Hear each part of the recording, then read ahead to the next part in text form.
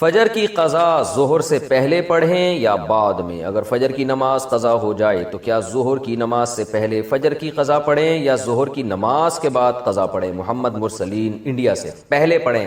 ایک تو فجر قضا کر دی، یہ گناہ، اوپر سے اتنی تاخیر کر رہے ہیں تو گناہ در گناہ ہوگا۔ حدیث میں آتا ہے من نام عن صلاۃ او نسیھا فلیصلیھا اذا ذکرھا فإن ذلک وقتھا۔ صحیح حدیث ہے، آپ صلی اللہ علیہ وسلم نے فرمایا کسی کی آنکھ نہ کھلے نماز میں یا بھول جائے تو جیسے ہی یاد آئے یا جیسے ہی جاگ آئے فوراً نماز پڑھے وہ، اور یہی پھر اس کا وقت ہوگا۔ تو اس میں تاخیر کرنا ٹھیک عمل نہیں ہے، تو ظہر تک بھی ڈیلے نہ کریں اس کو، یہ بھی غلط ہے۔ قضا نمازیں کس طرح پڑھیں؟ قضا نمازیں کس طرح پڑھنی چاہیے؟ کیا ان کی پانچوں نمازیں اکٹھے ایک وقت میں پڑھ سکتے ہیں؟ وحید اللہ خان کوہاٹ سے۔ جی ہاں، ایک وقت میں، ایک دن میں آپ پڑھ سکتے ہیں، ایک ٹائم پہ بھی پڑھ سکتے ہیں، 5 نہیں بلکہ وطر کی قضا بھی واجب ہے، تو وطر ملا کے 6 ہو جائیں گی، تو وہ قضا اکٹھی بھی پڑھ سکتے ہیں۔ اور نیت یہ کرنی ہے کہ میرے ذمے، جیسے فجر آپ پڑھ رہے ہیں تو نیت یہ کریں میرے ذمے فجر کی جتنی نمازیں لازم ہیں ان میں سے میں سب سے پہلی نماز پڑھ رہا ہوں، تو دوبارہ جب فجر پڑھیں گے تو بھی یہ نیت کریں گے کہ میرے ذمے فجر کی جتنی نمازیں ان میں سب سے پہلی، اس لیے کہ وہ جو پڑھ چکے ہیں وہ تو ذمے میں رہی نہیں ہے نا، تو اب جو ذمے میں رہ جائیں گی ان میں سب سے پہلی، تو اسی طرح پڑھتے چلے جائیں، وطر بھی اور ظہر بھی اور عصر بھی، اور اس میں سنت نہیں پڑھی جائے گی۔ سنتوں کی جگہ قضا نمازیں پڑھ سکتے ہیں، کیا عصر اور عشاء کی سنتیں غیر مؤکدہ نہ پڑھیں اور اس کی جگہ قضا نماز پڑھ لیں؟ اس طرح نفل بھی نہ پڑھیں تو کیا یہ صحیح ہے؟ محمد آصف صاحب انڈیا سے۔ جی ہاں صحیح ہے، یہ سنت مؤکدہ تو نہ چھوڑیں لیکن غیر مؤکدہ قضا عمری کی خاطر چھوڑ دیں۔ کیا صرف فرض نماز پڑھنا ٹھیک ہے؟ اگر کوئی شخص سنت مؤکدہ اور غیر مؤکدہ اور نوافل چھوڑ کر صرف فرض اور واجب ہی ادا کرتا ہے تو کیا اسے گناہ ہوگا اور آخرت میں حساب ہوگا یا نہیں؟ نیز کیا اس کی قضا کرنی ہوگی؟ دیکھیں، نوافل چھوڑ دیتا ہے یا سنت غیر مؤکدہ چھوڑ دیتا ہے تو کوئی گناہ نہیں ہے، لیکن اگر صرف سنت یعنی فرائض پہ اکتفا کرتا ہے اور سنت مؤکدہ کبھی بھی نہیں پڑھتا تو پھر یہ گناہ گار ہے، کیونکہ سنت مؤکدہ کو ہمیشہ کے لیے ترک کر دینا علماء کہتے ہیں اس میں گناہ کا خطرہ ہے اور یہ شخص قابل ملامت ہے، کیونکہ سنت مؤکدہ یہی ہے جس کی تاکید بہت زیادہ ہے، جیسے فجر کی 2 سنتیں آپ صلی اللہ علیہ وسلم ہمیشہ پڑھا کرتے تھے، حتیٰ کہ فجر کی سنتیں فجر سفر میں بھی نہیں چھوڑی آپ صلی اللہ علیہ وسلم نے، تو باقی سنتوں کا بھی جو مؤکدہ ہیں ان کا اہتمام ضروری ہے، کبھی کبھار چھوٹ جائیں تو کوئی حرج نہیں ہے اس میں، جیسے سفر میں چھوڑ دیں یا کوئی ایمرجنسی ہے یا بہت زیادہ تھکاوٹ ہے، کبھی کبھار چھوڑنے میں کوئی حرج۔ فجر میں الارم نہیں بجا تو قضا کا گناہ ہوگا؟ اگر کوئی فجر کا وقت ختم ہونے کے 45 منٹ بعد فجر کی نیت سے جاگا اور اٹھ کر موبائل دیکھا کہ الارم کیوں نہیں بجا، پھر وضو کر کے فرض نماز کی قضا کی، کیا اسے بھی قضا کرنے کا گناہ ملے گا یا پھر یہ معاف سمجھا جائے گا؟ عارف شیخ انڈیا سے۔ عارف شیخ صاحب، اگر پورا انتظام اس نے فجر میں اٹھنے کا کیا تھا پھر بھی بیچارے کی آنکھ نہیں کھلی تو پھر کیوں گناہ ملے گا؟ حدیث میں آتا ہے کہ لیس فی النوم التفرید فی الیقظہ، آپ صلی اللہ علیہ وسلم نے فرمایا کہ سوندے میں کوتاہی نہیں ہے، کوئی آدمی اگر سو جائے اور آنکھ نہ کھلے، خود آپ صلی اللہ علیہ وسلم کے ساتھ ایسا ہوا صحیح بخاری میں کہ اس کو آپ صلی اللہ علیہ وسلم کی آنکھ نہیں کھلی، کیونکہ حضرت بلال جنہوں نے جگانا تھا ان کی آنکھ نہیں کھلی، تو حضرت بلال کی جب سورج کی کرنیں آپ کے چہرے پر پڑی ہیں تو حضرت بلال کی آنکھ کھلی تو آپ نے سب کو اٹھایا، تو پورا انتظام آپ جاگنے کا کر کے سوئے پھر بھی آنکھ نہیں کھلی تو وہ معاف ہے۔ آپ صلی اللہ علیہ وسلم نے فرمایا کہ من نام عن صلاۃ او نسیھا فلیصلیھا اذا ذکرھا، کہ جو آدمی نماز سے سو جائے یا بھول جائے تو جیسی یاد آئے اس وقت پڑھ لے، جیسی جاگ آئے اس وقت پڑھ لے، تو اس کا مطلب انسان کے ساتھ یہ ہو سکتا ہے کہ آنکھ نہ کھلے اس کی۔ تو اللہ تعالیٰ نے ارشاد فرمایا کہ جس دن اللہ اپنی پنڈلی کو ظاہر کریں گے، جو اللہ ہی جانتا ہے ان چیزوں میں متشابہات میں ہے، اس کی کیفیات ہمیں معلوم نہیں ہے، ان میں بحث کرنا بھی ناجائز ہے۔ اللہ اپنی تجلی ظاہر کریں گے تو اس میں اتنی اٹریکشن ہوگی، اس میں لوگ ایسے مبہوت ہو جائیں گے کہ سجدے میں گر جائیں گے، اس وقت سجدہ کرنے میں مزہ آئے گا، لذت محسوس ہوگی۔ فرمایا لیکن کچھ لوگ ایسے ہوں گے جن کی کمر تختے کی کر دی جائے گی اور وہ سجدہ کرنا بھی چاہیں گے تو نہیں کر سکیں گے۔ یہ کون لوگ ہوں گے؟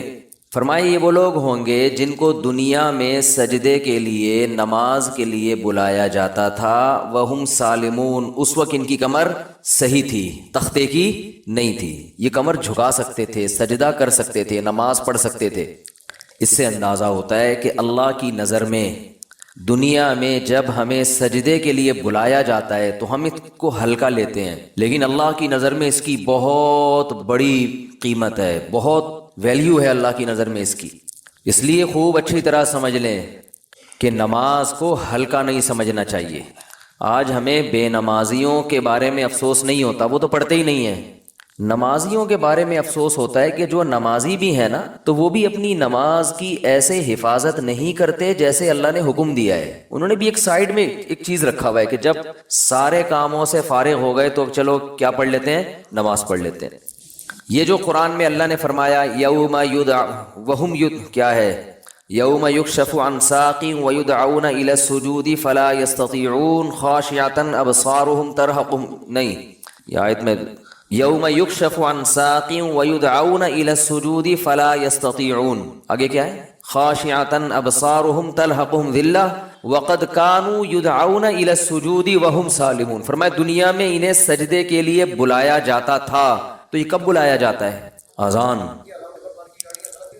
بھائی یہ بہت بڑا المیہ ہے یار، دیکھو گاڑیاں غلط نہیں پارک کیا کرو۔ میں دیکھتا ہوں یہاں مدرسے کے گیٹ کے آگے کئی بار لوگوں نے گاڑیاں کھڑی کی ہیں، اتنی تو انسان میں سینس ہوتی ہے کہ جب گیٹ کھولے گا مدرسے کا تو اندر سے جو گاڑی باہر کیسے نکالے گا؟ یعنی یہ تو نبی صلی اللہ علیہ وسلم نے فرمایا کہ ایمان کا آخری درجہ یہ ہے، یہ حدیث خوب غور سے سنیں، ایمان کا آخری درجہ یہ ہے کہ راستے سے تکلیف دہ چیز کو ہٹایا جائے۔ کوئی بھی چیز جو لوگوں کو تکلیف پہنچا رہی ہے اس کو کیا کرو؟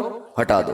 گٹر کا ڈھکن کھلا ہوا ہے، کوئی گر سکتا ہے، آپ اس کا انتظام کریں۔ کانٹا پڑا ہوا ہے اس کو ہٹائیں، پتھر رکھا ہوا ہے اس کو ہٹائیں، کوئی بھی چیز جو لوگوں کو اذیت دے سکتی ہے۔ ہاں ابھی بتا رہا ہوں، ابھی بتا رہا ہوں، جائیں گے نا، بات کمپلیٹ ہونے دینا، ورنہ پھر وہ دوبارہ کریں گے یہ حرکت، تو اس لیے کمپلیٹ کر لو پھر جائیں۔ تو راستے میں تکلیف دہ چیز جو نہیں ہٹاتا نا اس کو نبی نے ایمان سے خارج کیا ہے۔ تو سوچو وہ کتنا بڑا گویا کہ کافر ہوگا جو تکلیف دہ چیز راستے میں ڈالتا ہے۔ تو گاڑی غلط پارک کرنا، بائک غلط پارک کرنا، یہ تکلیف دہ چیز ڈالنا ہے کہ نہیں ہے؟ کانٹے سے اتنی تکلیف نہیں ہوتی، لوگ اکثر سنبھل کے ہی چل رہے ہوتے ہیں، لیکن گاڑیاں اس طرح روزانہ میرے ساتھ ایسا ہو رہا ہے روزانہ کہ یہاں آپ گلی میں گاڑی موڑنے کی کوشش کرو نہیں موڑ سکتے، کسی نے کارنر پہ گاڑی ایسے کھڑی کی ہوگی کہ گاڑی دوسری گاڑی جو آئے گی ٹرن ہی نہیں ہو سکتی، اور یہ دیندار لوگ زیادہ معذرت کے ساتھ کر رہے ہوتے ہیں۔ وہ ہمارے ہاں جو جتنا بے ڈھنگا ہوگا نا اس کو سمجھا جاتا ہے اتنا نیک ہے، جتنا بے ڈھنگا ہوگا نا۔ میں جب گیا نا حضرت مفتی رشید احمد صاحب رحمہ اللہ کے پاس، ان کے شاگردوں کے پاس، تو میرے پاس 125 تھی، میں نے ایک دیوار کے ساتھ لگا دی بائک، تو وہ کہیں جھانک رہے تھے، انہوں نے کہا بالکل چپکاؤ۔ میں نے کہا یہ عجیب بات کر رہے ہیں بھائی، راستہ تو ہے نا بھائی، راستہ اتنا تو ہم نے بائک پارک کی ہے کہ راستہ تو ہے۔ انہوں نے کہا نہیں راستہ نہیں، کھلا راستہ ہونا چاہیے لوگوں کے پاس گزرنے کا۔ تو جب آپ مکمل دیوار کے ساتھ بائک کو چپکا کے کھڑا کر سکتے ہو تو آپ نے اس کی دم باہر کو کیوں نکالی ہوئی ہے؟ تو میں نے کہا یار عجیب ٹائپ کے لوگ ہیں یہ، تو بہت سختی کیا کرتے تھے۔ تو راستے سے تکلیف دہ چیز جو نہ ہٹائے وہ ایمان سے خارج ہے، تو جو راستے میں تکلیف دہ چیز ڈالے وہ کتنا بڑا بے ایمان ہوگا معذرت کے ساتھ۔ تو ابھی تو آپ لوگوں سے غلطی سے، اس لیے میں کہہ رہا ہوں کہ اب جس نے غلط گاڑی پارک کی وہ اٹھے گا ہی نہیں نا ہمیں آپ نے بے ایمان کا فتویٰ لگا دیا۔ تو ہم اچھا گمان رکھتے ہیں آپ نے جان کر نہیں کیا ہوگا، غلطی سے کیا ہوگا، بلکہ آپ نے گاڑی صحیح پارک کی ہوگی یا بائک صحیح پارک کی ہوگی، کسی نے ہٹا دی ہوگی۔ جن نے غلط پارک کی ہے جا کے ذرا گلی کھولے، جا کے اٹھ جائیں، ہم لوگ دیکھ بھی نہیں رہے، آنکھیں بند کر لو بھائی، ہم نہیں دیکھ رہے، شاباش شاباش، اور آئندہ اس سے توبہ کریں۔ تو پیچھے سے تو دیکھ سکتے ہیں نا، اچھا تو بائکیں جو ہے نا بالکل چپکا کے کھڑی کیا کریں دیوار سے، اور گاڑی بھی، اور گاڑی تو سامنے روڈ پہ کھڑی کرتے ہیں، ابھی کیمرے لگے ہوئے ہیں الحمدللہ چاروں طرف، ہم نے ٹھیک ٹھاک سیکیورٹی کا انتظام کیا ہوا ہے جو اسباب کی دنیا میں، تو چور بھی انشاءاللہ بھاگے گا نہیں، کہیں بھی پکڑا جائے گا۔ اور یہاں بھی کیمرے لگے ہوئے، وہ دیکھو وہ بھی لگا ہوا ہے، یہ بھی لگا ہوا ہے، دیکھ رہے ہیں؟ تو کسی کی جیب میں ہاتھ ڈالنے سے پہلے، کیونکہ جیب کترے بھی ہیں یہاں پہ، ان کو پتہ ہی نہیں ہوتا کہ کیمرہ لگا ہوا ہے، تو ہر طرح کیمرے لگے ہوئے ہیں جو ایک ظاہری اسباب ہو سکتے ہیں، اور سیکیورٹی گارڈ بھی بیٹھے ہوئے ہیں۔ کچھ سیکیورٹی گارڈ تو آپ کو وردی میں جو نظر آ رہے ہیں نا اسلحہ کھلا لے کے گھوم رہے ہیں، کچھ یہیں بھی بیٹھے ہوئے ہوتے ہیں، سمجھ رہے ہو؟ تو آپ میں سے کسی کو نہیں پتا ہے کہ ادھر کس کی پینٹ میں کیا رکھا ہوا ہے اور کس کی شلوار میں کیا رکھا ہوا ہے۔ تو خیر بات کیا چل رہی تھی؟ بات چل رہی تھی نماز، ہو سکتا ہے میرے بھی آواز بھی اسلحہ لگایا وہ میں نے، تو ہم بھی اتنے نیک نہیں ہیں جتنا آپ سمجھتے ہو ہم کو، سمجھ رہے ہو نا؟ نیک سے مراد جو بالکل ہی بیوقوف لوگ سمجھتے ہیں نا۔ تو باقی یہ کہ اسباب کی دنیا میں انسان احتیاط کرتا ہے، باقی وہ بہاری لوگ کہتے ہیں کہ جب انسان کی موت آتی ہے تو اونٹ پہ بیٹھے ہوئے آدمی کو بھی کتا کاٹ لیتا ہے، تو وہ اللہ نے جب تک زندگی دینی ہے دے گا، جب اٹھانا ہوگا تو ویسے ہی اٹھا لے گا اللہ تعالیٰ، پھر تو سب کچھ ہو سکتا ہے نا۔ تو ایک ظاہری لحاظ سے جو کچھ ہو سکتا ہے وہ کرتا ہے انسان، باقی اللہ چاہے گا تو سب کچھ ہو سکتا ہے۔ ایک چھوٹا سا مچھر انسان کو مار سکتا ہے، تو ایک چھوٹی سی گولی مار سکتی ہے انسان کو، کچھ بھی ہو سکتا ہے۔ خیر تو بات یہ چل رہی تھی کہ اللہ نے فرمایا جب ان کو دنیا میں سجدے کے لیے بلایا جاتا تھا تو یہ نہیں آتے تھے۔ تو جو اللہ جب بلاتے ہیں اس بلانے کو کیا کہا جاتا ہے؟ اذان۔ اذان بڑی زبردست چیز ہے۔ مجھے تو حقیقت بتاؤں، جو میرے جیسا نالائق جو نماز کی ٹوٹی پھوٹی اہمیت اللہ نے ہمارے دل میں پیدا کی نا، وہ اذان کی وجہ سے، کہ اللہ کو نماز سے اتنی محبت ہے، اتنی محبت ہے، اتنی محبت ہے کہ ہر دفعہ پوری تقریر مؤذن سے کہلوائی جاتی ہے۔ دیکھو جب بھی کسی چیز کی طرف آپ لوگوں کو بلاتے ہیں، اگر وہ کام بار بار ہو رہا ہے نا، ایک دفعہ ہوگا تو آپ اناؤنسمنٹ کرتے ہیں، بار بار ہو رہا ہے تو ایک دفعہ کی اناؤنسمنٹ کافی ہوتی ہے. ایک دفعہ کی، جیسے آپ کی جب جاب لگتی ہے تو آپ کا باس آپ کو ایک دفعہ بتا دیتا ہے کہ بھئی 8 بجے سے ٹائم شروع ہوگا اور شام 4 یا 5 یا 8 بجے تک آپ کی ایک دفعہ اناؤنسمنٹ کیا ہے، بولو نا، کافی ہے، بس بتا دیا، سگنیچر لے لیے کہ بھئی یہ ٹائمنگ ہے. یہ 9 بجے عام طور پہ دفتر میں 9 بجے کا ٹائم ہوتا ہے، اور گورنمنٹ کے جو دفتر ہیں 3:30 پونے 4 بجے کا ٹائم ہوتا ہے، اس میں شام کو چھٹی کا ٹائم 4 بجے، پونے 4 بجے حاضری ہوگی اور 4 بجے چھٹی. بعض دفعہ تو آنے کا ٹائم 4 بجے ہوتا ہے، جانے کا صبح 9 بجے ہوتا ہے واپس، یعنی الٹا بھی چل رہا ہوتا ہے. جو پریکٹیکلی ہو رہا ہے نا کہ اس ٹائم پر آئے کہ جب جانے کا ٹائم گزر چکا تھا. ٹھیک ہے نا، 4 بجے جانے کا ٹائم تھا، 5 بجے پہنچ رہے ہیں. تو گورنمنٹ میں اللہ کا شکر ہے بہت ساری ہمارے ہاں سہولتیں ہیں الحمدللہ. تو ابھی بات سے بات نکلتی ہے، چھوڑو اس کو یار، بات تو سجدے کی چل رہی تھی نا. تو اللہ تعالیٰ نے، ہاں میں یہ عرض کر رہا تھا کہ آپ کو ایک دفعہ بتا دیا جاتا ہے بھائی یہ ٹائم ہے، اس پہ آ جانا. اب یہ تو نہیں ہوتا کہ جب 8 بجیں گے یا 9 بجے کا ٹائم آفس میں دیا ہے تو باس آپ کو فون کر کے بتا رہا ہوں آ جاؤ ٹائم ہو گیا ہے. کبھی ہوتا ہے ایسے؟ نہیں ہوتا نا. کیوں نہیں ہوتا؟ ان کو پتا خود آئے گا. اس لیے کہ کیا ملتا ہے سال کے آخر میں؟ روکھڑا ملتا ہے. روکھڑا ملے گا تو سارے کام ہوں گے، عزت بھی ملے گی، ترقی ہوگی آپ کی. دیکھا جاتا ہے نا، پرائیویٹ اداروں میں تو دیکھا جاتا ہے، گورنمنٹ میں دیکھا جانا چاہیے کہ یہ اس کی حاضریاں کتنی ہیں اور کتنا کس نے کام کیا ہے. لہذا ان کو موٹیویٹ کرنے کے لیے آپ کو بار بار اناؤنسمنٹ کی ضرورت نہیں ہے. بار بار اناؤنسمنٹ کی ضرورت، ایک دفعہ اعلان. دوبارہ کریں گے تو آپ ان کو بیوقوف بولو گے، یار بس سر آپ نے بتا دیا نا 9 بجے کا ٹائم ہے، بس کیا ہے بار بار بھونپو لے کے گھر پہنچ جاتے ہو ہیں، لاؤڈ اسپیکر لے کے میرے دروازے پہ کھڑے ہو 9 بج گئے ہیں. یہ جو شہری جگانے والے آتے ہیں نا، مجھے ان سے اسی وجہ سے الرجی ہے. اور بھائی ہمیں پتا ہے یار سب کو، جس نے روزہ رکھنا ہے وہ اٹھ جائے گا. اب وہ جو گھومنا شروع کرتے ہیں محلے پڑوس میں، ایک گھر کا نمبر رات 2 بجے آ رہا ہے، دوسرے کا نمبر رات 4 بجے آ رہا ہے. شہری کا ٹائم 4 بجے شروع ہو رہا ہے تو 2 بجے ان کو کیوں اٹھا رہے ہو؟ یہ تو ایک بس عجیب سی ایک حساب کتاب ہے. تو خیر، بار بار اناؤنسمنٹ نہیں کی جاتی، بار بار یاد دہانی نہیں کی جاتی. اور اللہ نے بھی باقی عبادتوں میں ایسے ہی کیا. رمضان کے مہینے کے بارے میں قرآن میں 2 آیتیں ہیں. ایک تو ہے فمن شہید منکم الشہر فلیصم. اللہ نے فرمایا ایمان والو تم پر روزے فرض کیے گئے جیسے کہ تم سے پہلی امتوں پہ فرض کیے گئے تھے. وہ فرض ہو گئے نا. دوسری آیت کیا ہے؟ کب فرض ہوئے؟ شہر رمضان الذی انزل فیہ القرآن. رمضان کا مہینہ ہے. فمن شہید منکم الشہر فلیصم. جو پچھلی آیت میں اللہ نے فرمایا نا کہ روزے فرض ہوئے، تو اگلی میں بتا دیا کون سے مہینے میں؟ رمضان. جو رمضان کا مہینہ پائے اسے چاہیے کہ روزے رکھے. ایک دفعہ اناؤنسمنٹ ہوئی ہے بس، اس کے بعد دوبارہ قرآن میں اناؤنسمنٹ نہیں ہوئی. اور جب رمضان کا مہینہ آتا ہے تو پھر اسلام میں حکم بھی نہیں ہے کہ یاد دلاؤ. مؤذن کو حکم کہ تمام حضرات سے گزارش ہے کہ رمضان کا مہینہ آ گیا ہے اور اللہ کی طرف سے اعلان ہے کہ اس مہینے میں سب روزے رکھو. کوئی اللہ کی طرف سے ایسی اناؤنسمنٹ ہوتی ہے؟ بھائی مسجد کے امام اپنی ذمہ داری پہ کسی کو یاد دلاتے ہیں روزہ رکھو، ترغیب دیں، وہ ان کا کام ہے. اللہ نے کوئی لگے بندے الفاظ نازل نہیں کیے، لہذا مسجد کا امام یاد نہ بھی دلائے تو بھی کوئی گناہ گار نہیں ہے. اللہ کہتے ہیں میں نے قرآن میں جب بیان کر دیا نا بس صحیح ہے، سن لیا ان لوگوں نے، کافی ہے. حج کے بارے میں ایک آیت ہے قرآن میں جس میں فرضیت کا ذکر ہے. وَلِلَّهِ عَلَى النَّاسِ حِجُّ الْبَيْتِ مَنِ اسْتَطَاعَ إِلَيْهِ سَبِيلًا. اللہ کے لیے لوگوں پر لازم ہے کہ وہ بیت اللہ کا حج کریں جو وہاں جانے کی استطاعت رکھتے ہوں. ومن کفر، جو استطاعت کے باوجود نہیں جائے گا، فإن اللہ غنی عن العالمین، اللہ کو اس کی پرواہ نہیں ہے. ایک آیت جس سے فرضیت ہے، دوسری آیت نہیں ہے. یہ تو ہے کہ ابراہیم علیہ السلام نے یوں کہا تھا، حج کے لوگوں کو کہا تھا کہ حج کرو. اللہ کا جو اپنا آرڈر ہے نا، جو اللہ کے اپنے کلام میں آرڈر ہے وہ ایک ہی ہے جہاں تک مجھے یاد پڑتا ہے. لیکن نماز ایک تو قرآن میں جگہ جگہ بھر دی اللہ نے نماز کو. جہاں ایمان والوں کی صفات نماز پڑھتے ہیں. قرآن شروع کہاں سے ہو رہا ہے؟ الذین یقیمون الصلاۃ ومما رزقناہم ينفقون. ایمان والوں کا عقیدہ صحیح ہوتا ہے اور عمل میں کیا؟ نماز قائم کرتے ہیں. جہاں عمل کی بات آئے گی نا نماز، جہاں جنتیوں کی صفات آئیں گی نماز اور زکات. زکات بھی ہے ساتھ ساتھ، وہ کیوں ہے پھر کسی اور موقع پر بیان کروں گا انشاءاللہ. سب سے پہلے نماز پھر زکات، سب سے پہلے نماز پھر اللہ کی راہ میں خرچ. یعنی زکات یا اللہ کی راہ میں خرچ مختلف عنوانات سے، کہ نماز بھی پڑھتے ہیں اور خرچ بھی کرتے ہیں، دونوں کام چلتے رہتے ہیں ان کے. اس سے پتہ چلتا ہے کنجوس نمازی اللہ کو پسند نہیں ہے، یعنی نماز کے ساتھ سخاوت بھی ہے. تو لیکن نماز کو پہلے درجے پہ رکھا گیا ہے.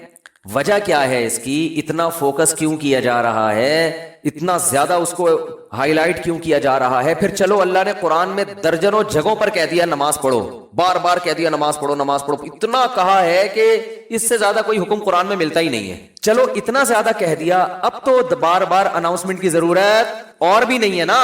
اب تو بالکل ہی ضرورت نہیں ہے. دیکھو آپ کے باس نے آپ کو بلایا دفتر اور آپ سے کہا کہ 9 بجے آپ نے پہنچنا ہے، ایک دفعہ کہہ دیا.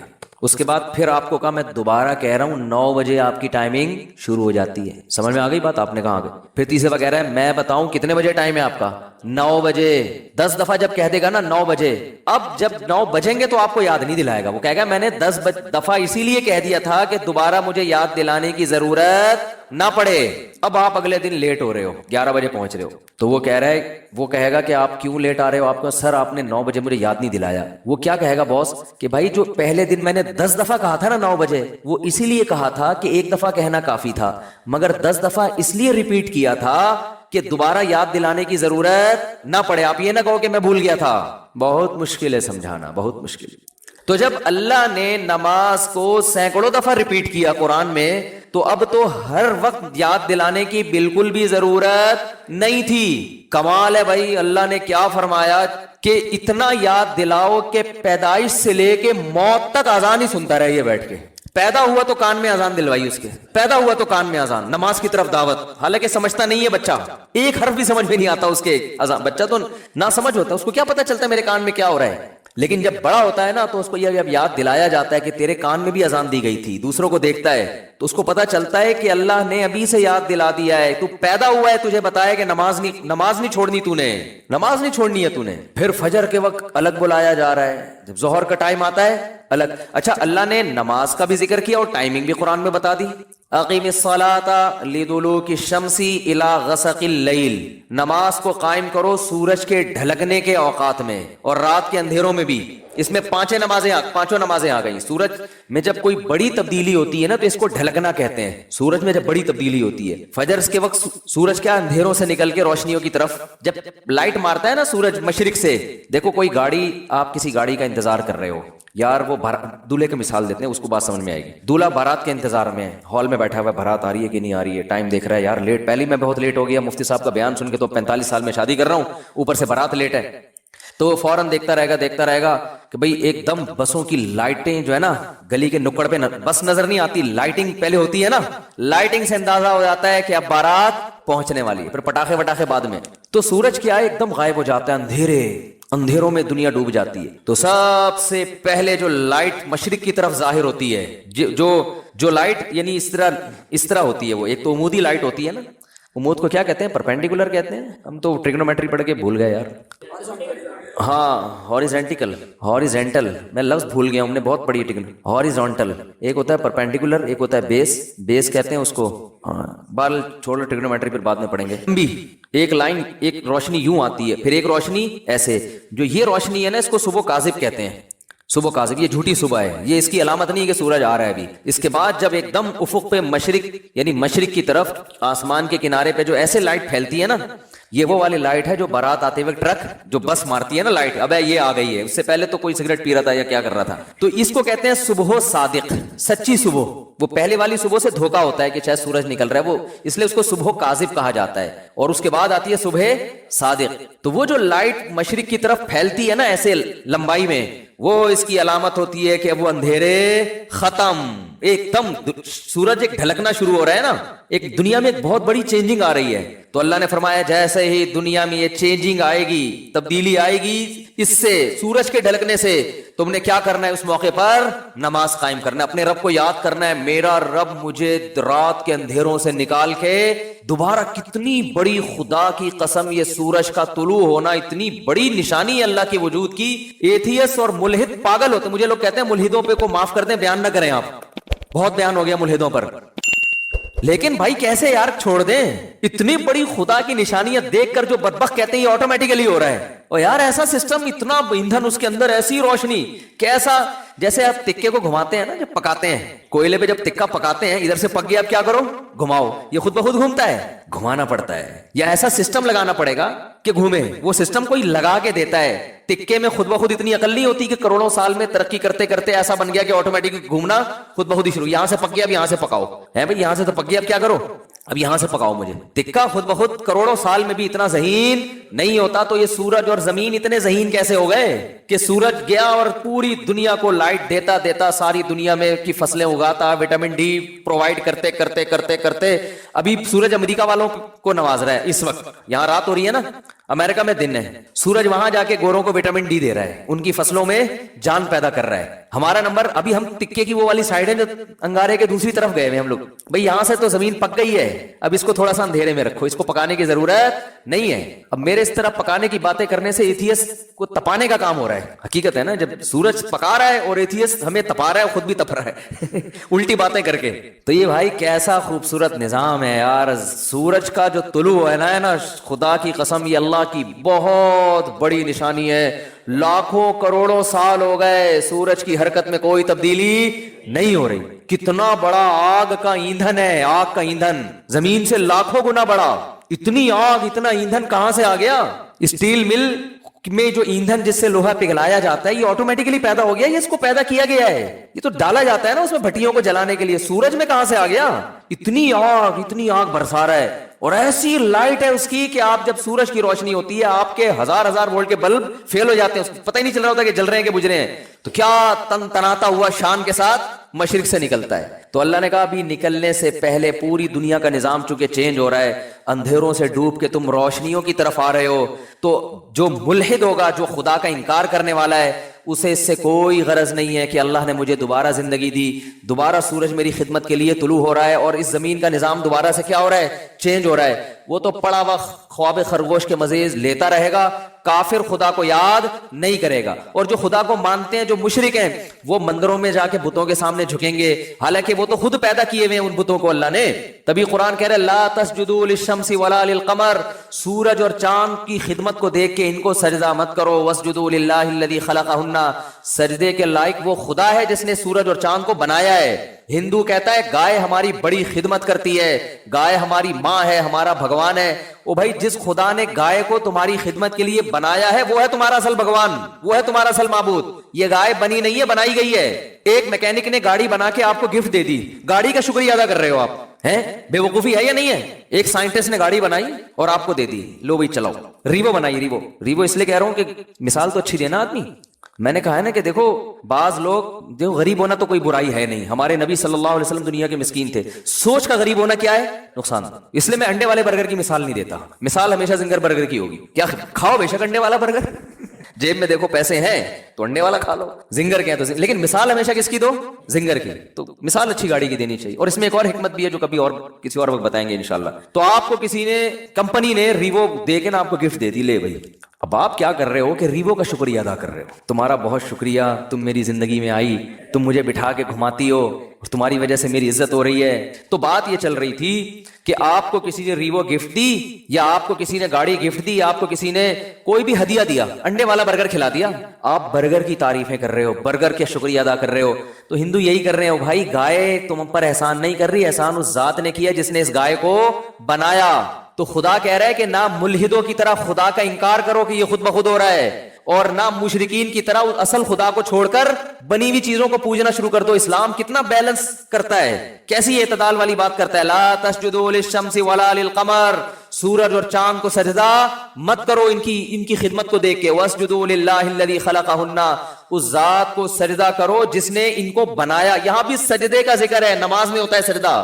تو اللہ نے کیا فرمایا, اقیم الصلاۃ لدلوک الشمس, سورج کے ڈھلکنے. یہ سورج سے نا زمین کا بڑا سسٹم ہے, سورج کو بڑا قرآن نے پروٹوکول دیا ہے. قرآن نے اپنی نشانیوں میں اگر میں یہ کہوں کہ جتنا سورج کو پروٹوکول دیا ہے شاید کسی اور نعمت کو نہیں دیا, تو شاید میری یہ دعویٰ غلط نہیں ہوگا. تبھی تو سورج سے نمازوں کے اوقات رکھے گئے ہیں. روزہ بھی سورج دیکھ کے ہوتا ہے, سورج غروب ہوگا تو روزہ افطار ہوگا, سورج طلوع ہونے سے پہلے روزہ بند ہوگا, نمازیں سورج کے اوقات پر. تو یہ کیا ہے؟ اس لیے کہ دلوک کہتے ہیں ڈھلکنا. تو اللہ نے ڈھلکنے کے اوقات اس لیے رکھے کہ اس وقت دنیا میں بڑی بڑی تبدیلیاں آ رہی ہوتی ہیں, بڑی بڑی تبدیلیاں. رات کے اندھیرے دور ہونا شروع ہو جاتے ہیں, بہت بڑی چینجنگ دنیا میں آتی ہے جس کا پوری دنیا پہ بھی اثر پڑتا ہے, آپ کی باڈی پہ بھی اثر پڑتا ہے, پوری دنیا کے نظام پہ اثر. وہ کیا ہے؟ سورج کی جو کرنیں ہیں, مشرق سے بھی سورج کے طلوع ہونے کا ٹائم ہوا ہے, آپ کو روشنی دیکھ کے اندازہ ہو جاتا ہے کہ اب صبح ہونے والی ہے اور اس زمین کے نظام میں تبدیلی آنے والی. تو عقل مند لوگ کیا کرتے ہیں؟ اللہ نے فرمایا اس موقع پر تم نے کس کو یاد کرنا ہے؟ اللہ کو یاد کرنا ہے. کس طرح؟ جس طرح اللہ کہتا ہے میں بتاؤں گا اس طرح یاد کرنا ہے. کیونکہ اگر اللہ نہ بتاتا کس طرح یاد کرنا ہے پھر ہم عبادت کے وہ طریقے نکال لیتے جو غیر مسلموں نے نکالے ہوئے ہیں عجیب عجیب سے. جب انسان کو پتہ نہیں ہوتا نا کیسے عبادت کرنی ہے تو لوگوں کی رائے پہ چھوڑ دیا جاتا. فرض کریں اسلام کہتا بھائی صبح سورج کے طلوع ہونے سے پہلے صبح صادق کے بعد تم نے عبادت کرنی ہے. کیسے کرنی ہے؟ ہر آدمی اخفل طریقے سے کرے. تو لوگوں کے الگ الگ کانسیپٹ ہوتے. کچھ ایسے عبادت کرتے وہ کہتے ہیں ہم اللہ کے لیے میلے کچیلے رہیں گے. یہ بھی ایک نظریہ ہے لوگوں میں. برما میں گیا بدھسٹ نظر آئے 6 مہینے سے کہا جاتا ہے کہ نہائے نہیں ہے. یہ ان کا خیال ہے کہ اس طرح بھگوان کیا ہوتا ہے؟ خوش ہوتا ہے. نہائے نہیں. کچھ ایسا کرتے کہ ننگ دھڑنگ رہنے کو عبادت سمجھتے. یہ بھی آپ کو بعض مذاہب میں ملے گا. وہ کہتے ہیں ہم تو برہنہ پیدا ہوئے تھے بھائی. یہ لباس تو نیچر کے خلاف ہے. وہ بھی کچھ دن پہلے میں نے فیس بک پہ ایک انٹرویو دیکھا. شکر ہے وہ آگے میز لگائی ہوئی تھی انہوں نے. انٹرویو کے دوران انہوں نے یہ عقلبندی کی وہ ایک برہنہ بیٹھا ہوا ہے بالکل ہی لباس لیس. تو اس سے پوچھنے کہ اس تکلف کی ضرورت کیا تھی آپ کو؟ تو کہہ رہے ہم تو انسان کیا ہے پیدا کیسے ہوا ہے؟ برہنہ. تو نیچر یہی ہے کہ لباس وباس نہیں ہونا چاہیے. نیچے لوگوں نے طبیعت سے گالیاں دی ہوئی نا کہ اس کی کوئی ماں بہن نہیں ہے گھر میں. تو یہ بھی ایک عبادت کا ان کے خیال میں طریقہ ہے. بعض لوگوں میں عبادت کا طریقہ یہ ہے کہ ہم گوشت نہیں کھائیں گے اس سے اللہ خوش ہوگا. تو انسان کو اگر آزاد چھوڑ دیتا نا اسلام کہ تم اللہ کو جس طرح بھی راضی کرنا چاہو کرو تو انسان غلط رخ پہ چلا جاتا. وہ انسانیت کے دائرے سے نکل جاتا. اللہ نے بتا دیا اقیم الصلاۃ لدلوک الشمس. میں پہلے جو نماز کے اوقات ہیں ان کو تھوڑا ڈیفائن کر دوں پھر میں بتاؤں گا اسلام نے یہ طریقہ کیوں بتایا ہے. پہلا دلوک شمس ہوتا ہے دنیا میں بڑی تبدیلی آتی ہے صبح صادق. اندھیروں سے روشنی پھوٹنا شروع. پتہ چلتا ہے اب دن کیا ہو گیا؟ چینج. اس کے بعد سورج پھر ٹکا کباب بناتے نا ایسے ہوتے ہوتے بالکل بلندی پہ جا کے پہنچتا ہے جس کو زوال کا وقت کہتے ہیں. اور ایک ٹائم آتا ہے بلندی سے دوبارہ نیچے ڈھلکنا شروع کر دیتا ہے. جیسے ہی نیچے ڈھلکنا شروع ہوگا اللہ نے فرمایا دلوک شمس ہو رہا ہے. بڑی تبدیلی آ رہی ہے دنیا میں. اب سورج ٹاٹا کرتے ہوئے واپس جا رہا ہے. سورج ڈھلکنا دن یعنی جو رات اس وقت جو انسان کی باڈی میں تبدیلی ہوتی ہے نا وہ اور زمین میں وہ مکمل سارا سسٹم اس وقت چینج ہو چکا ہوتا ہے. تو اس وقت حکم دیا گیا یہاں بھی تمہیں کس کو یاد کرنا ہے؟ اللہ کو یاد کرنا ہے کیونکہ تم اس کے ماننے والے. اس کا شکر ادا کرنا ہے. اس کے بعد پھر دوبارہ بڑی چینجنگ کب ہوتی ہے؟ عصر کے ٹائم پہ. امام حنیفہ بہت ذہین تھے خدا کی قسم. جو امام ابو حنیفہ کا رحمہ اللہ کا فقہ غور سے پڑھے گا نا اسے لگے گا امام صاحب کوئی چھوٹی موٹی چیز نہیں تھے. حدیث میں ہمیں نماز کے بارے میں عصر کے بارے میں مثل اول بھی ملتا ہے مثل ثانی بھی ملتا ہے. بخاری مسلم کی حدیثوں سے ہمیں پتہ چلتا ہے کہ جس ٹائم پہ ہمارے جو اہل حدیث حضرات عصر کی نماز پڑھتے ہیں نا اس کا بھی ثبوت حدیث سے ہمیں ملتا ہے. اور یہی ٹائم امام شافعی کا بھی ہے جو عصر بہت جلدی پڑھی جاتی ہے. پورے سعودیہ میں آپ نے دیکھا ہوگا بہت جلدی عصر پڑھ لیتے ہیں وہ. لیکن امام حنیفہ کی رائے ہے کہ دیر سے پڑھی جائے جب ہر چیز کا سایہ دگنا ہو جائے. کتنا ہو جائے؟ دگنا. اب بہت سے حضرات کہتے ہیں امام حنیفہ نے اس حدیث کی مخالفت کر دی جس میں جلدی پڑھنے کا ہے. تو امام حنیفہ نے حدیث کی دونوں حدیثوں میں اس حدیث کو لیا جو قرآن کے زیادہ قریب ہے. کیونکہ سورج کا جو ڈھلکنا ہے نا بڑی چینجنگ یہ مثل اول پہ نہیں ہوتی مثل ثانی پہ ہوتی ہے. یعنی جب ہر چیز کا سایہ آپ نے 1 فٹ کا اسکیل رکھا زمین پہ جب اس اسکیل کا سایہ اتنا ہو جائے. دیکھیں جب سورج بالکل اوپر ہوتا ہے اس بات کو ذرا ٹیکنیکل طریقے سے سمجھیں. سورج بالکل سر پہ ہوتا ہے تو ہر چیز کا سایہ 0 ہو جاتا ہے. کتنا ہو جاتا ہے؟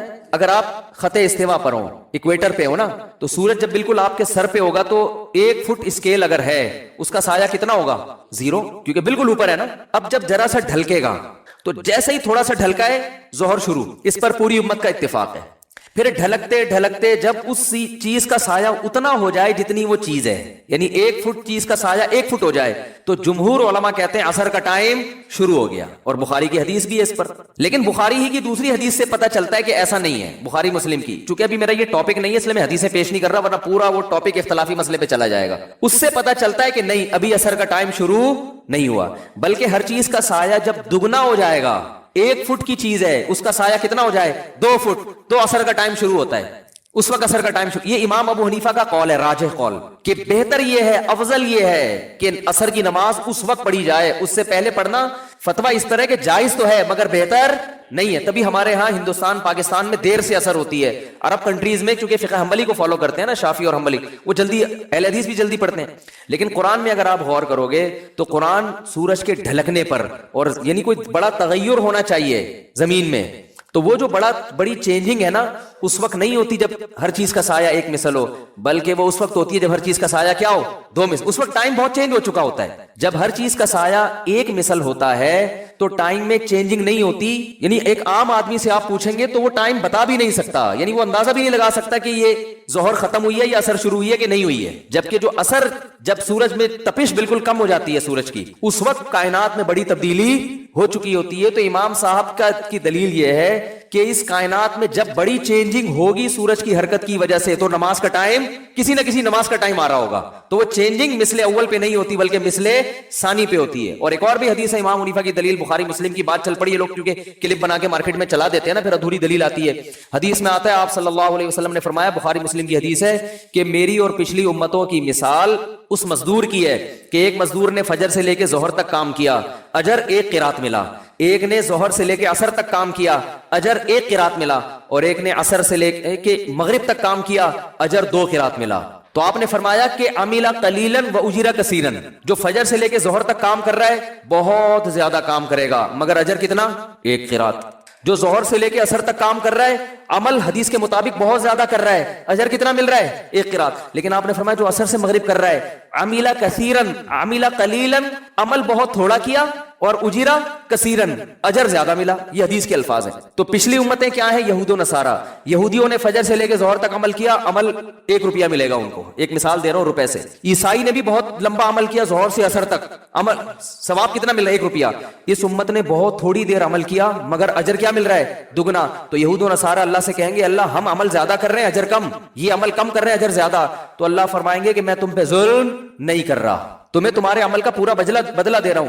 اس امت کو تھوڑے عمل پہ جو میں اضافی دے رہا ہوں تو یہ میری مرضی ہے, یہ میرا فضل ہے. بھائی ایک مزدور سے 1 گھنٹہ گڑا کھدوائیں, اجرت طے ہوئی 100 روپے, وہ دے دیا آپ نے. اس سے آدھا گھنٹہ گڑا کھدوا کے اجرت طے 100 تھی, لیکن آپ نے 500 روپے پکڑا دیے, تو 100 والا اعتراض تھوڑی کرے گا. آپ کہیں گے بھائی تمہیں تو پوری اجرت مل گئی نا, یہ ہماری اس سے تعلقات ہیں, ہم نے اس کو ڈبل دے دیا. تو یہ مثال فٹ بیٹھ ہی نہیں سکتی کہ اگر ہم عصر کو مثل اول پہ پڑھیں گے, کیونکہ پھر ظہر اور عصر کا جو فاصلہ ہے وہ اور عصر اور مغرب کا فاصلہ تقریباً برابر ہو جائیں گے. نہیں آ رہی بات سمجھ میں؟ اس سے پتہ چلتا ہے عصر اور مغرب کا فاصلہ کم ہے اور ظہر اور عصر کا زیادہ ہے. تو یہ حنفیہ جو امام ابو حنیفہ جو ٹائم بتاتے ہیں نا عصر کا, اس ٹائم پر تو یہ مثال فٹ بیٹھتی ہے.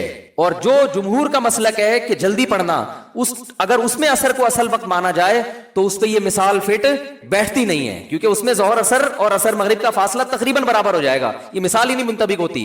تو اس لیے 1-2 حدیثیں سن کے مجتہدین سے بدگمان مت ہوا کرو اور فنٹر بننے کی کوشش مت کیا کرو کہ حدیث بھی پیش کی, حدیث نمبر بھی پیش کر دیا, حوالہ بھی پیش کر دیا, اب کیا رہ گیا سوائے اندھی تقلید کے. او بھائی اندھی تقلید نہیں ہے, یہ تقلید علی وجہ البصیرہ ہے. جس امام کو ہم فالو کر رہے ہیں نا, وہ چھوٹا موٹا امام نہیں ہے, وہ بہت ذہین ہے, اور وہ سب سے پہلے قرآن کو فوکس کرتے ہیں. اور قرآن سے بھی پتہ چلتا ہے کہ سورج کے ڈھلکنے میں جو اوقات میں بڑی تبدیلی آنی چاہیے, بڑی تبدیلی مثل اول پہ نہیں ہوتی بلکہ مثل ثانی پہ ہوتی ہے. دیکھو نا, صبح صادق کے وقت بہت بڑی تبدیلی ہوئی ہے نا, اندھیرا ختم ہو رہا ہے, سورج نکلنے والا ہے. ظہر کے وقت بہت بڑی تبدیلی ہوئی ہے, سورج بالکل فل تماتم چمک رہا ہے, ٹھیک ہے نا. مغرب کے وقت بھی بڑی تبدیلی ہوئی ہے, ایک دم کیا ہو گیا, پورا سورج ہی مارکیٹ سے شارٹ ہو گیا, لیکن ابھی روشنی اس کی باقی ہے افق میں. عشاء میں کیا ہے, وہ روشنی بھی ختم, سورج اپنے تمام تر لوازمات کے ساتھ مارکیٹ سے شارٹ ہو گیا ہے. یہ بڑی تبدیلی ہے, یعنی جو اس کے لوازمات تھے, روشنی کی کرنیں باقی تھی, وہ بھی ختم. تو عصر میں بھی بڑی تبدیلی ہے کہ جو سورج میں تپش تھی نا, تیزی, وہ تیزی سورج میں کیا ہو گئی ہے, ختم ہو گئی ہے. تو وہ جب دیر سے اثر ہوگی تو اس میں ہوتی ہے, ہاں اتنی دیر نہ ہو کہ مکروہ وقت شروع ہو جائے. تو خیر یہ تو درمیان میں غریبی میں بات آ گئی. تو میں یہ عرض کر رہا تھا کہ اللہ نے جب سورج ڈھلکنا شروع ہوتا ہے, اللہ نے کیا کہا, آؤ نماز کو قائم کرو. پھر جب عصر کا وقت آتا ہے, یہ بھی دلوک شمس ہو رہا ہے, آؤ کیا کرو, نماز کو قائم کرو. تو اللہ تعالیٰ نے خود عبادت کا طریقہ بتا دیا, کیونکہ اگر اخپل طریقے سے اس وقت ہم اللہ کو راضی کرنے کی کوشش کرتے, اخپل طریقے سے, کیا ہو گیا بھائی, ویڈیو نہ بنائیں, ٹھیک ہے نا, وہ کچھ مسائل ہیں اس کی وجہ سے, ٹھیک ہے, ناراض نہیں ہونا. تو اخپل طریقے سے اگر ہمیں حکم دے دیا جاتا ہے نا, تو دیکھو پوری دنیا میں جو لوگ اخپل طریقے سے عبادت کر رہے ہیں ان کا حال کیا ہے. عیسائیوں نے تبدیلی کی, چرچ میں جا کے انہوں نے حضرت عیسیٰ نے جو نماز کا طریقہ بتایا تھا اس کو کیا کر دیا, اجتہاد کر کے نا, جیسے ہمارے پروفیسر غامدی صاحب نے رمضان کے روزے میں یوں کر لیا, امتحان کی وجہ سے چھوڑ سکتے ہو, ایسا اجتہاد جس کے پیچھے کوئی نص نہیں ہے, کوئی قرآن یا آیت یا حدیث, کوئی اصول اصل نہیں ہے کوئی, تو ایسے پھر یہ بھی ٹھیک ہے. اور بعض لوگوں نے سنتوں کو مارکیٹ سے کیا کر دیا, ایک مشہور زمانہ ہے، وہ کہتے ہیں سنت موقدہ کچھ ہوتا ہی نہیں ہے، مشہور ہیں، وہ آتے رہتے ہیں، نام لینے کی ضرورت نہیں ہے. انہوں نے کہا سنت موقدہ ہے ہی نہیں، اور اس پہ حدیث پیش کی کہ ایک صحابی سے نبی نے پوچھا، انہوں نے کہا کہ یا رسول اللہ میں 5 وقت نماز پڑھوں گا اور یہ چند مخصوص عبادتیں کروں گا، آپ نے فرمایا جس کو جنتی دیکھنا ہو وہ ان کو دیکھ لے، تو اس میں تو سنتوں کا ذکر نہیں ہے. یہ حدیث پیش کی انہوں نے. تو مجھے وہ سامنے بیٹھنے کے لیے چونکہ تیار نہیں ہوتے، کسی دن سامنے حاضری ہوگی تو میں ان سے کہوں گا کہ فجر میں اگر کوئی شخص روزانہ 2 رکعتوں میں قل اللہ احد پڑھ لیتا ہے، لمبی رکعت نہیں پڑھتا، آپ کے امام جب نماز پڑھاتے ہیں سورہ فاتحہ پڑھیں، قل اللہ احد پڑھیں، رکوع میں چلے جائیں، روزانہ فجر ایسے پڑھیں، تو یہ کیا ہے؟ گناہ ہے، ثواب ہے، جائز ہے؟ تو ظاہر ایک آدمی کہے گا اس کی اجازت بولو بھائی. فجر میں امام صاحب اگر پہلی رکعت میں قل اللہ پڑھیں، دوسری میں بھی کیا پڑھیں؟ قل اللہ پڑھیں، اتنی مختصر نماز پڑھیں، اس کی امام کو اجازت نہیں دی جائے گی. کیوں؟ نبی صلی اللہ علیہ وسلم فجر کی 2 رکعتیں طویل پڑھا کرتے تھے. حضرت عائشہ فرماتی ہیں فجر میں 2 رکعتیں رکھی اس لیے گئی ہیں تاکہ وہ کیا ہو، وہ 2 4 کے برابر ہو جائیں. حدیث کا مفہوم بیان کر رہا ہوں، وہ 2 کس کے برابر ہو جائیں؟ 4 کے. تبھی طویل قرات ہے اس میں. اب یہ طویل قرات کو اگر آپ کہتے ہیں یہ واجب ہے، تو اس کا مطلب جس دن قل اللہ پڑھ کے رکوع کر لیا تو واجب ادا نہیں ہوا، تو نماز یا تو سجدہ سہو کرو یا دوبارہ پڑھو. آپ اس کے بھی قائل بولتے کیوں نہیں ہے؟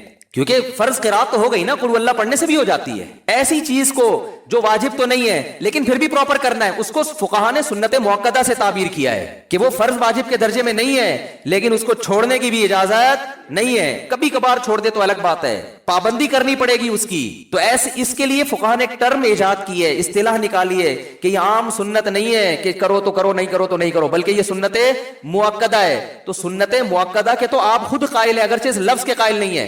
اگر آپ یہ کہتے ہو کہ سنت موقدہ کچھ بھی نہیں ہوتا، بس فرض واجب ہی ہوتا ہے، فرض ہی ہوتا ہے اور کچھ بھی نہیں ہوتا، یہ تو واجب کا بھی انکار کرتے ہیں، یہ کچھ بھی نہیں ہوتا، تو میں کہتا ہوں امام روزانہ پہلی رکعت میں بھی قل اللہ پڑھے، دوسری میں بھی قل اللہ پڑھے، اور پھر آپ روزانہ اتنی مختصر نماز پڑھا کے مارکیٹ سے شارٹ ہو جائے تو پھر آپ اس کو بھی یہ حدیث سناؤ.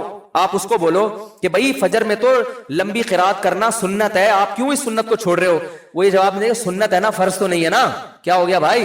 اور وہ حدیث سنا دے کہ ان صحابی نے کہا تھا 5 نمازیں فرض ادا کروں گا جنت میں جاؤں گا، تو میں 5 میں سے فجر جو فرض ہے ادا کر رہا ہوں کہ نہیں کر رہا؟ فرض ادا ہو رہا ہے کہ نہیں ہو رہا؟ لیکن آپ اس کو چھوڑیں گے نہیں. ان دل بولیں گے بھائی جو پراپر طریقہ ہے نا فجر کا، اس طرح سے پڑھاؤ اور اس سے پہلے بھی 2 سنتیں پڑھ کے آیا کرو. تو اس کو ایسی چیز کو فقہا تعبیر کرتے ہیں کیونکہ وہ دین کو زیادہ سمجھتے ہیں. انہوں نے کہا ایسی چیز جو فرض بھی نہیں ہے لیکن اس کو چھوڑنے کی اجازت بھی نہیں ہے، قابل ملامت ہے. اگر کوئی چھوڑے گا تو اس کو ملامت کی جائے گی، اس کو سمجھایا جائے گا. اس کو ملامت کا مطلب برا بلا بھی کہہ سکتے ہیں آپ اس کو. تو یہ ٹرم آپ بے شک اپنی ڈکشنری سے نکال دیں، لیکن ایسے بہت سارے اسلام میں حکام ہیں جو کیا ہے سنت جو فرض واجب نہیں ہے لیکن وہ عام سنت بھی نہیں ہے، موقدہ کا معنی تاکید والی. تو یہ تو ایک بالکل بدیہی چیز ہے.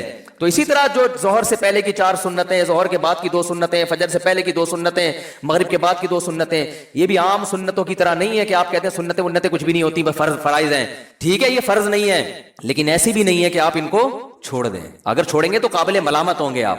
کبھی کبھار چھوڑ دے تو ایک الگ بات ہے، جیسے کبھی آدمی سفر میں فجر کی 2 مختصر پڑھ لیتا ہے، امام صاحب کو جلدی ہے بھائی آج مجھے جانا ہے، میں قل اللہ پڑھ کے رکوع کروں گا، جس نے پڑھنی ہے پڑھے، نہیں پڑھنی کبھی کبھار ٹھیک ہے، پابندی نہیں کر سکتے آپ اس کی. تو تبھی کہتا ہوں اٹھا کر پھینک دو باہر گلی میں، نئی تہذیب کے انڈے ہیں گندے. اسلام بہت پرانا جو چلا آ رہا ہے نا فقہا سے، انہی سے سیکھنے کی کوشش کرو.